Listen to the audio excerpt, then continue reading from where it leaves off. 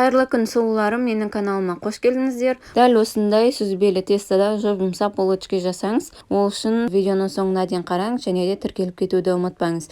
Біріншіден сүтке құрғақ ашытқыны салып, жақсылап араластырып, 10-15 минутқа қалдырыңыз. Реакция болып көтерілу керек. Оған дейін сүзбеге бір жұмыртқа, шекер, май, шым тұз салып, жақсылап араластырыңыз. Ертілген сары май болғаны жақсы. Міне осылай біркелкі масса шығады. Артынан дайын массаны құямыз және де ұнды қосып, жұмсақ етіп тесті басыңыз. Каналымда басқа да рецепттер бар, түсінікті қазақ тілінде. Сол себепті тіркеліп кетуді ұмытпаңыздар. Міне 1-1,5 сағатқа қалдырып, көтерілген күтеміз. Көтерілген тестаны бірнеше бөлікке бөлесіз, весе болмаса, көз мөлшерімен бөлсеңіздер болады. Мен бірінші 2-ге бөлдім, сосын жартысын морозильникке салдым.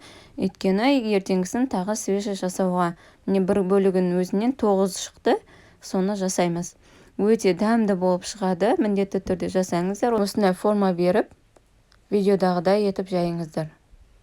Салмасына менде вареный сгущенка, қайнатылған сгущенка. Сіздер кез келген джем, варенье, немесе сүзбелі салманы да салсаңыздар болады.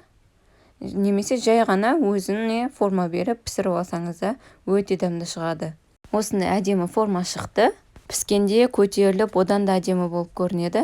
Барлық булочкаларды салмасын салып, жасап болғаннан кейін бетін жауып 10-15 минутқа қалдырамыз. Кішкене көтеріліп, өзінің формасын ұстау керек.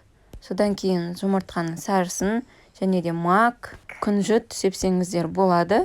Табамызды майлап, барлығын орналастырып, қызып тұрған пеште 170-180 градуста қызарып піскенше қарап тұрып пісіріп алыңыз. Осымен дайын, қараңыздар қандай көтеріліп піскен. Бетіне сахарная пудра сеуіп, дастарханға ұсынсаңыздар болады. Каналымда бұдан да басқа рецепттер бар. Тіркеліп, міндетті түрде жасап көріңіздер және де жанындағы қоңыраушаны басып кетіңіздер. Бәріңізге ас болсын, сіздермен Гүлдана.